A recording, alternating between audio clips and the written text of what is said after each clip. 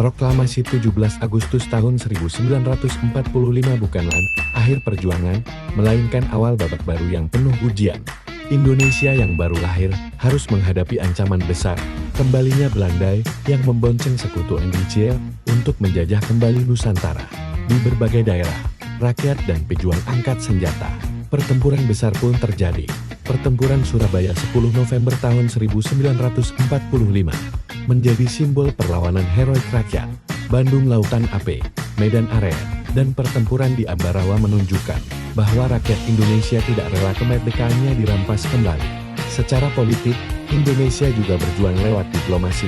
Perjanjian Linggarjati tahun 1946, Perjanjian Renville tahun 1948. Namun Belanda kerap melanggar kesepakatan dengan melancarkan agresi militer Belanda 1 dan 2.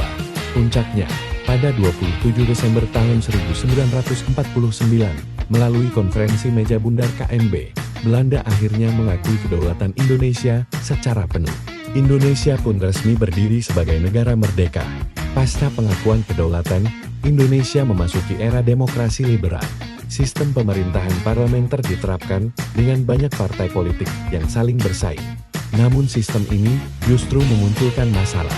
Kabinet sering berganti lebih dari 7 kabinet dalam 9 tahun, pemerintahan tidak stabil, konflik kepentingan antar partai, pembangunan terhambat. Di daerah, muncul berbagai pemberontakan di ITI Jawa Barat, Aceh, Sulawesi, TRRI Permesta Sumatera, dan Sulawesi. Ini menandakan ketidakpuasan terhadap pemerintah pusat.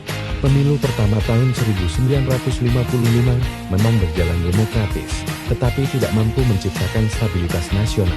Melihat kegagalan demokrasi liberal, Presiden Soekarno mengeluarkan Dekret Presiden 5 Juli tahun 1959 yang membubarkan Konstituante, mengembalikan UUD tahun 1945, mengakhiri demokrasi parlementer. Indonesia memasuki era demokrasi terpimpin, di mana kekuasaan presiden sangat dominan, militer dan PKI semakin berpengaruh, parlemen tidak lagi independen.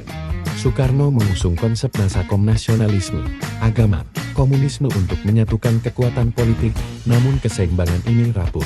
Di bidang luar negeri, Indonesia bersikap konfrontatif, konfrontasi Malaysia, keluar dari PBB tahun 1965. Sementara ekonomi memburuk, inflasi mencapai lebih dari 600%, kekurangan pangan dan kebutuhan pokok, nilai rupiah jatuh. Pada malam 30 September tahun 1965, terjadi peristiwa penculikan dan pembunuhan 6 jenderal TNI AD. Peristiwa ini dikenal sebagai G30S. Pemerintah menyalahkan PKI sebagai dalang. Dampaknya sangat besar, pembubaran PKI, penangkapan massal, pembunuhan, dan kekerasan politik di berbagai daerah, trauma sosial yang mendalam. Dalam situasi genting, Mayor Jenderal Soeharto mengambil alih kendali keamanan.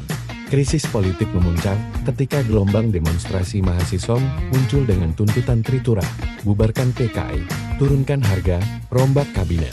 Pada 11 Maret tahun 1966, Presiden Soekarno menandatangani Supersemar Surat Perintah 11 Maret yang memberi kewenangan kepada Soeharto untuk memulihkan keamanan dan ketertiban.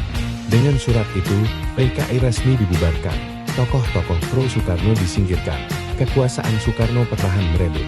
Pada tahun 1967, Soeharto ditetapkan sebagai Presiden RI, menandai berakhirnya era Orde Lama dan lahirnya Orde Baru.